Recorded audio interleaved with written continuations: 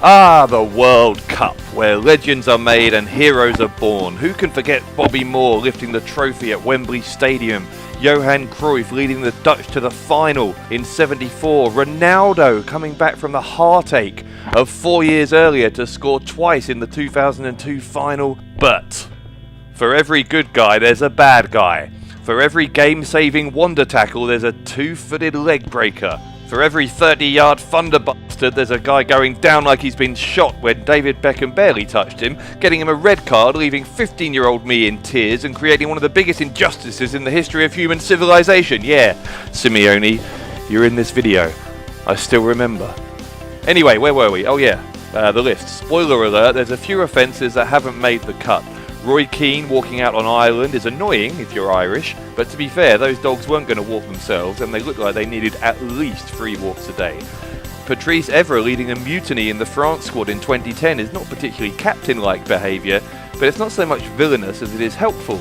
It meant that the finalists from 4 years earlier wouldn't make it out of the group, helping clear the way for the rest of us to go on a run to the final. Oh, and no one's going to get on this list just for getting a tattoo on their leg, however outraged it might make those bastions of morality at the Sun. Seriously, just shut up. With all of that in mind, I'm Dave from Armchair Fancast, and this is the top 10 villains in World Cup history. Like what you see, subscribe and enable notifications. Bish, bash, bosh. Number 10, Cristiano Ronaldo. The wink of God. Admittedly, there's plenty of England fans who would put this higher on the list, and if you'd asked me in July 2006 who was the ultimate villain in World Cup history, then I probably would have shown you a voodoo doll of Cristiano Ronaldo with several sharp objects inserted. But you just can't stay mad at someone this good, and besides, he's now got his own superhero cartoon, so he's literally the opposite of a villain. And oh my god, look at those abs. What a dreamboat. Granted, though, what he did that night in Gelsenkirchen was decidedly not cool. It was the quarter-final of the World Cup, and it pitted Ronaldo against his Man United teammate Rooney. Having worked with him for 2 years, Ronaldo knew that Al Wayne had a bit of a temper on him, and that knowledge clearly guided Portugal's approach to handling England's star player right from the opening whistle. After over an hour of being roughed up and verbally provoked by the Portuguese team, Rooney finally snapped with a cheeky little stamp on Ricardo Carvalho's nether regions. The referee wasn't going to do anything about it either until Ronaldo came charging over to insist his club teammate be sent off. And that's exactly what happened. Pleased with his day's work, the sneaky little scamp then gave a cheeky wink back to the Portuguese dugout. Mates, yeah? Guess how this story ends, by the way? Yeah, the same way every England story ends. We got knocked out on penalties. Oh, and Ronaldo scored the winning spot kick. Number 9, Marco Materazzi. Another entry from the 2006 tournament, which was otherwise a rip-roaring good time. I actually went to Germany that summer and woke up one morning in a Munich car park wearing a Germany shirt and no trousers. True story, but one for another day. Anyway, the more famous story from that summer is what happened in the final between France and Italy. It was the last game in the storied career of one Zinedine Zidane, and what more fitting end could there be to one of the greatest careers in history than having him lift the holy grail of football for a second time. Alternatively, as destiny ordained that day, we could forget all about the fairy tale ending and go for something utterly bat crazy instead, which is much more fun after all. With 10 minutes left of extra time and probably a billion people watching all around the world, Zidane inexplicably headbutted Marco Materazzi, got sent off, and yep, you guessed it, lost the final on penalties. Except that it wasn't just a moment of madness, was it, Marco, you evil genius? Much like Ronaldo with Rooney earlier in the tournament, Materazzi had exploited Zidane's reputation for occasional lapses in composure and allegedly told him that Zinedine's sister wanted to, sell her wares to him. A slightly immature trap, perhaps, but it worked. One cranium to chest connection later and we were all denied the kind of script that would have made for a proper inspirational Hollywood dramatization a little bit later on. Also, I've just realised the first 2 entries in this list, a man's been stamped in the balls and another man's been headbutted, and I've argued that both of them are the villains rather than the victims. Well, whatever, it's my list, deal with it. Number 8, Nigel de Jong. Right, it's the 2010 World Cup final. You're the Netherlands, a team who has already lost in 2 previous finals and desperately wants to make it third time lucky. but you're in there against European champions and tournament favourites Spain, whose tiki-taka style has fundamentally changed the tactical landscape of the game. What do? On the one hand, you're a proud footballing country who invented total football, and if you play at your best, then you could help produce one of the greatest World Cup finals the planet has ever seen.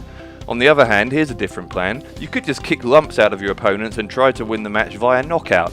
Yeah, that sounds good. Let's do that. The 2010 final saw no fewer than 9 yellow cards for the Netherlands, 2 of which led to a sending off for centre-back John Heitinga. But how on earth they didn't also lose Nigel de Jong is one of the universe's great mysteries. Earlier in the game, he launched a proper kung fu kick into the chest of Xabi Alonso. If you're like me, it was the kind of flying kick that was the only move your mate Steve was able to do on Street Fighter back in the day. Yet somehow he would keep winning, even though you knew how to do all the proper moves like the Dragon Punch and the Hadouken, but stupid Steve just kept hitting jump and kick, jump and kick, jump and kick. Anyway, I digress. The tackle, if you can call it that, was absolute filth, and it epitomised how cynically the Dutch approached what could have been an excellent showcase of world football. Jump and kick. Jump and kick. Number 7, Rivaldo. Christ, where to start with this one? Brazil may have been excellent in the 2002 World Cup and were rightful winners when all was said and done, but this is one of the most embarrassingly pathetic things you're ever likely to see. It's the group stages. Brazil are seconds away from securing a hard-fought 2-1 win against Turkey. The Turks are already down to 10 men after a controversial red card a few minutes earlier, and now Brazil have a corner which Rivaldo is in no hurry to take. Apparently trying to hurry things along a little bit, Hakan Ünsal kicks the ball at him, perhaps a little harder than he should, and it strikes Rivaldo in the leg. Now, for those of you less clued in on the human anatomy, the legs are those 2 stick-shaped things below the waist that you use for walking, running, and in my case, deadlifting literally hundreds of kilograms of weights every single morning before sunrise. Crucially though, the legs are nowhere near the head. So it was a bit of a surprise when Rivaldo fell to the floor like a sack of spuds, clutching his face as though he'd just been hit in the nose by a small asteroid. Referee Young Joo Kim decided for some reason that all of this seemed very persuasive, so he got out his red card and sent Ünsal for an early bath. Fortunately, FIFA, who are even more qualified than the Sun to judge the ethical behaviour of others, decided the theatrics were all a bit much, and Rivaldo was given a £5,000 fine, which, if you adjust for inflated football wages, is the equivalent of you and me being stripped of the 50p I plan to spend on a Twix in the vending machine later on, between sets of deadlifts, obviously. What would have worked better would be if Rivaldo had been suspended, at least up to and including the quarter-finals, so he wouldn't have been able to score against England, and we could have 100% definitely beaten Brazil and won the whole thing. Or lost again, on penalties. Number 6, the entire West Germany squad of 1982. I've refrained from including any England-Germany incidents in this list, which is pretty good, I reckon, considering how ridiculously far over the line that Lampard goal was. But unfortunately for the 4-time champions known as Die Mannschaft, they've still made the list. Die Mannschaft, that's a funny word. In 1982, West Germany was sitting atop Group 2 with 1 game left to play and had the fate of 2 other nations' teams in their hands. One was their opponents in that final group game, neighbours Austria, who would advance along with the Germans as long as they didn't lose by 3 or more goals. The other team involved was Algeria, who had frankly been more impressive than Austria so far in the tournament, but needed a Germany win by 3 or more goals in order to advance in Austria's place. The Germans took an early 1-0 lead through Horst Hrubesch. Whatever. Anyway, what happened next was one of the most unsportsmanlike spectacles ever witnessed. 80 minutes where both teams just kind of passed the ball casually around, obviously not looking to score and happy to play out the clock. The end result was Algeria went home, feeling understandably robbed of their spot at the world's greatest tournament. They would later take revenge against the world by playing in an even worse 0-0 draw against England in 2010. Since that 1982 incident, FIFA have decided that the last games in each group must be played simultaneously so that no shenanigans can take place, but of course that decision came too late to help Algeria during that sweltering summer in Spain, who were the victims of a German-Austrian conspiracy. What a bunch of manshafts. Number 5, Thierry Henry. Speaking of conspiracy theories, I've no doubt that Arsenal fans will be incredulous at the inclusion of their demigod in this list, especially as high as number 5, and especially since the incident I'm about to describe happened in qualification, not even in the finals themselves. Well, I say two things in my defence. First, you shouldn't have poisoned our lasagna, and second, you're absolutely right. Thierry Henry scores bonus villain points for being a massive gooner. Again, it's my list. Fight me. My reason for including the Frenchman here is that he single-handedly, yeah, that's a deliberate pun, he single-handedly stopped the Republic of Ireland from qualifying for the 2010 World Cup with what looks like a deliberate handball on the way to assisting a decisive French goal in extra time of the playoff between the two teams. After a pass deep into the box from Malouda, Henry clearly uses his hand not once but twice to keep the ball from going out for a goal kick, before a short cross onto the head of Gallas to break the hearts of the Emerald Isle. Most audaciously of all, Henry then had the nerve at the final whistle to console the dejected Irish players. It was a bit like if Darth Vader put a fatherly arm around Princess Leia after blowing up her planet. Chin up, Leia, worse things could happen. Oh, by the way, I'm your dad. As I've already mentioned though, the French team got the comeuppance they deserved the following summer when they had that collective team implosion in South Africa and came home with their tails between their legs. If I was FIFA, I would have insisted that their flight back from Johannesburg be diverted via Dublin, just for a laugh. Number 4, Luciano Gauci. Who on earth is that, I hear you ask? Well, calm down, I'm about to tell you. In 2002, Luciano Gauci was the chairman of Italian club Perugia, and he's an interesting character. Later on, he would sign the son of Libyan dictator Colonel Gaddafi, even though he was absolute rubbish, because the Italian Prime Minister thought it would be good for Italian-Libyan relations. And another time, when the league turned down Gauci's request to sign a woman to his men's squad, he retaliated by promising to play a horse instead.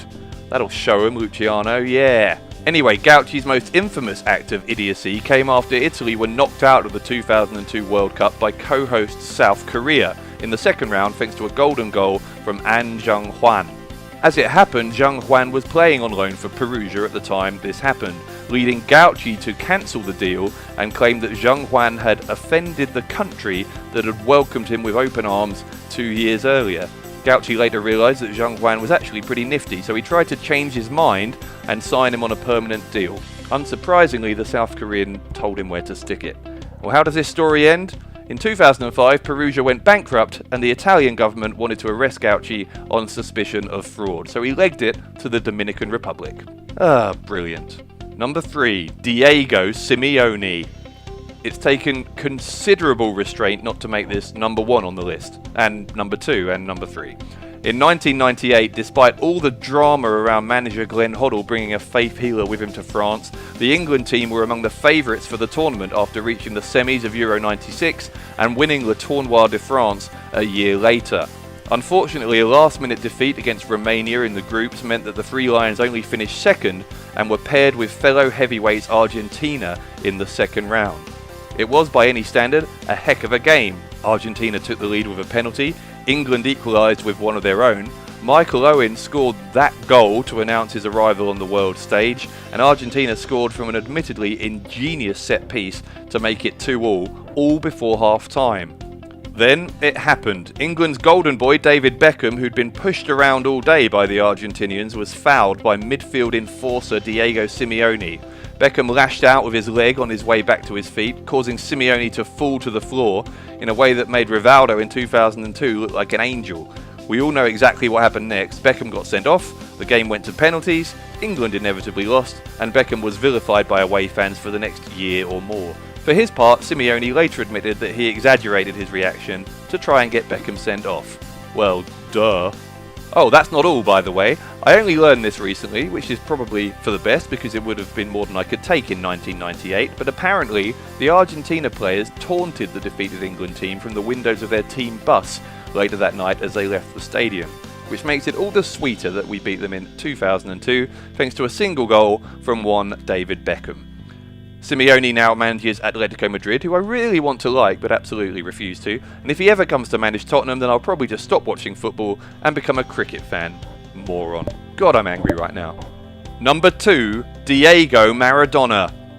Well, this isn't going to help, is it? Again, it's Argentina, again against England, and one of the most unforgettable nights in football history because it showed both the greatness and total scumbaggery of a man who some believe is the greatest player of all time. They're wrong, by the way. The greatest player of all time is Gary Mabbott. Here's what happened. The ball was lofted into the box, and Maradona, who, let's not forget, was 8 inches shorter than England goalkeeper Peter Shilton, somehow out-jumped him to head the ball into the net and give Argentina the lead. Except, of course, he didn't use his head at all. Instead, his hand was raised above him and he basically punched the ball into the goal. The referee had a look, thought, yep, this all seems completely above board, and allowed the goal. Later in the match, Maradona would score perhaps the best goal ever scored in the World Cup with a Mabbott-esque effort to send Argentina into the semi-finals and eventually to win the whole tournament, but that's beside the point, especially when the little slime bucket used a post-match interview to claim that his first effort was directed into the goal by the hand of God. Argentina would nearly win the World Cup again in 1990 before Maradona was sent home in disgrace from USA 94 after failing a drugs test. There's some people in his native country who claim that Lionel Messi will never be as good as Maradona until Messi wins a World Cup. These people are idiots. The man is a cheat. I'm still livid. Thank God there's only one left or I might burst a blood vessel. Number 1. Luis Suarez. It takes something special to beat the rest of the names on this list of Batman-esque supervillains, but if there was ever a man who's up to the task, it's Luis Suarez, who's managed to totally disgrace himself in 2 consecutive World Cups. It all started in 2010 when, at the first ever World Cup hosted in Africa, an African team was on the brink of making the semi-finals for the first time. In the final minute of extra time between Ghana and Uruguay, Suarez did his best impression of a goalkeeper to stop Ghana from scoring a last-gasp winner. He got sent off, but Asamoah Gyan blasted the resulting penalty over the bar to send the game to a shootout and leave Suarez celebrating on the sideline at the success of his treachery. Uruguay then won the shootout, and I wrote a letter to every teacher who ever told me that cheaters never prosper to let them know that they were sadly mistaken. Fast forward 4 years. In the autumn after that travesty in South Africa, Suarez had been suspended for biting, yes, biting, another player while at Ajax. The Dutch giants understandably decided that cannibalism wasn't really their thing, so they sold Suarez to Liverpool, who gave him strict instructions not to feast on any human flesh. That seemed to work for a while, although he was found guilty of racially abusing another player in the meantime. But unfortunately in 2013, Suarez temporarily forgot, and after taking a chunk out of Chelsea's Ivanovic, he was suspended for 10 games.